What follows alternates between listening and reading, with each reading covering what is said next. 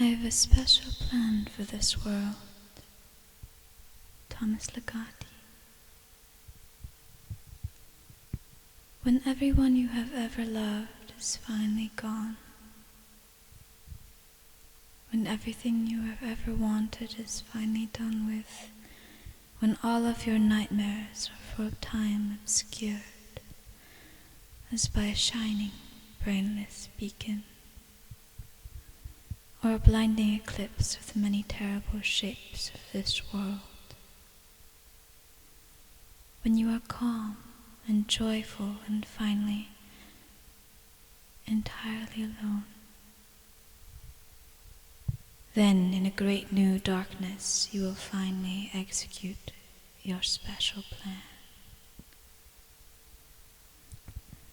One needs to have a plan, someone said, who was turned away into the shadows, and who I had believed was sleeping or dead. Imagine, he said, all the flesh that is eaten, the teeth tearing into it, the tongue tasting its savor, and the hunger for that taste. Now take away that flesh, he said, take away the teeth and the tongue, the taste and the hunger. Take away everything as it is. That was my plan, my own special plan for this world. I listened to these words, and yet I did not wonder if this creature whom I had thought sleeping or dead would ever approach his vision, even in his deepest dreams or his most lasting death. Because I had heard of such plans, such visions, and I knew they did not see far enough. But what was demanded in a way of a plan needed to go beyond tongue and teeth and hunger and flesh, beyond the bones and the very dust of bones and the wind that would come to blow the dust away. And so I began to envision a darkness that was long before the dark of night, and a strangely shining light that owed nothing to the light of day. That day may seem like other days. Once more we feel the tiny-legged trepidations. Once more we are mangled by a great grinding fear. But that day will have no others after. No more worlds like this will follow. Because I have a plan. A very special plan. No more worlds like this. No more days like that. There are but 4 ways to die, a sardonic spirit might have said to me. There is dying that occurs relatively suddenly. There is dying that occurs relatively gradually. There is dying that occurs relatively painlessly. There is the death that is full of pain. Thus by various means they are combined. The sudden, the gradual, the painless, and the painful, to yield but 4 ways to die, and there are no others. Even after the voice stopped speaking, I listened for it to speak again. After hours and days and years have passed, I listened for some further words. Yet all I heard were the faintest echoes reminding me there are no others. There are no others. Was it then that I began to conceive for this world a special plan? There are no means for escaping this world. It penetrates even into your sleep, and is his substance. You are caught in your own dreaming, where there is no space, and a hell forever where there is no time. You can't do nothing you aren't told to do. There is no hope for escape from this dream that was never yours. The very words you speak are only its very words, and you talk like a traitor under its incessant torture. There are many of you who have designs upon this world and dream of wild and vast reformations. I've heard them talking in their sleep of elegant mutations and cunning annihilations. I've heard them whispering in the corners of crooked houses and in the alleys and narrow back streets of this crooked, creaking universe, which they with their new designs were made straight and sound. But each of these new and ill-conceived designs is deranged in its heart, for they see this world as if it were alone and original, and not as only one of count with others, whose nightmares all proceed like a hideous garden grown from a single seed. I have heard these dreamers talking in their sleep, and I stand waiting for them, as at the top of a darkened flight of stairs. They know nothing of me, and none of the secrets of my special plan, while I know every crooked, creaking step of theirs. It was the voice of someone who was waiting in the shadows, who was looking at the moon and waiting for me to turn the corner and enter a narrow street and stand with him in the dull glaze of moonlight. Then he whispered to me, that my plan was misconceived, that my special plan for this world was a terrible mistake, because he said there is nothing to do, and there is nowhere to go, there is nothing to be, and there is no one to know. Your plan is a mistake, he repeated. This world is a mistake, I replied. The children always followed him when they saw him hopping by. A funny walk, a funny man, funny, funny, funny man. He made them laugh sometimes. He made them laugh. Oh yes, he did. He did. Oh, how he made them roll.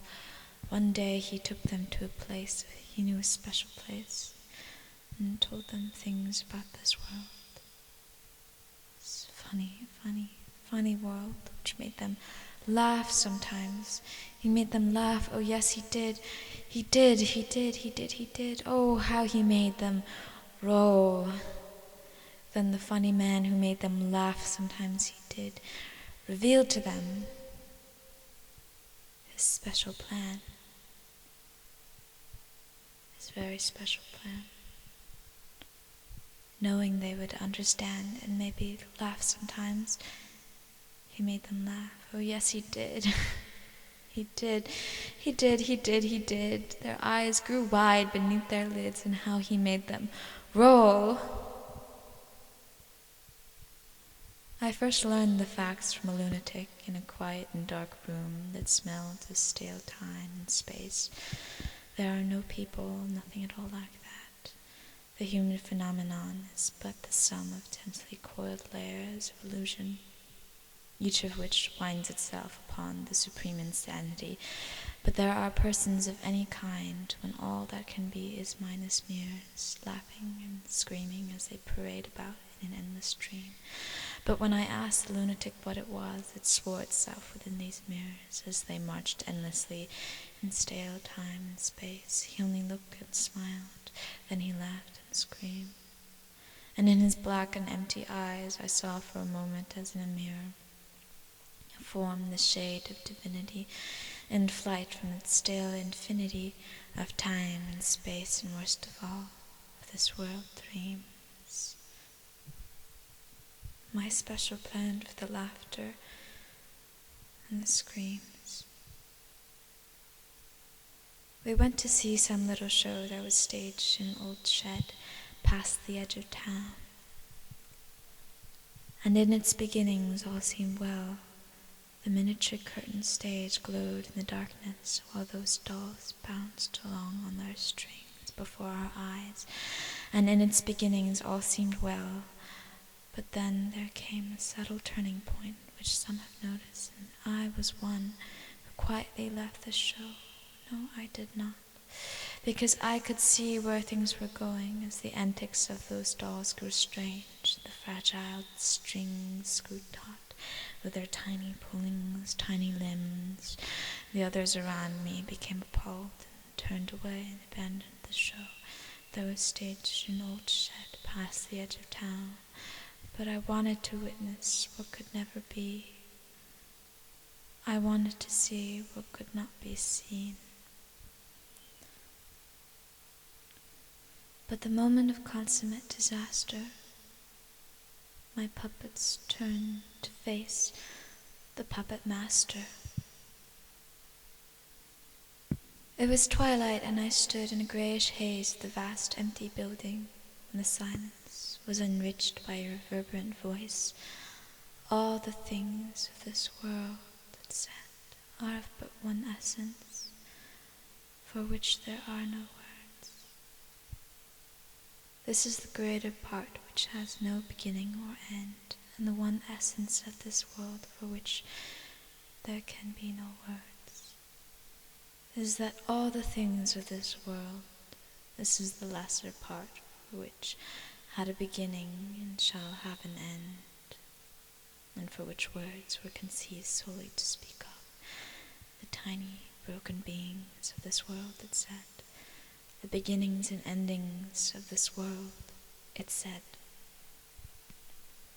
for which words were conceived solely to speak of. Now remove these words, and what remains, it asks me, as I stood in the twilight of that vast, empty building. But I did not answer. The question echoed over and over, but I remained silent until the echo died. And as twilight passed into the evening, I felt my special plan for which there are no words, moving towards a greater darkness. There are some who have no voices, or none that will ever speak, because of the things they know about this world, and the things they feel about this world, because the thoughts that fill a brain that is a damaged brain, because the pain that fills a body that is a damaged body exists in other worlds, countless other worlds, each of which stands alone in an infinite empty blackness for which no words are being conceived and where no voices are able to speak. When a brain is filled only with damaged thoughts, when a damaged body is filled only with pain, and stands alone in a world surrounded by infinite empty blackness, and exists in a world for which there is no special plan, when everyone you have ever loved is finally gone, when everything you have ever wanted is finally done with, when all of your nightmares are for a time obscured as by a shining brainless beacon or a blinding eclipse of the many terrible shapes of this world, when you are calm and joyful and finally entirely alone, then in a great new darkness you will finally execute your special plan.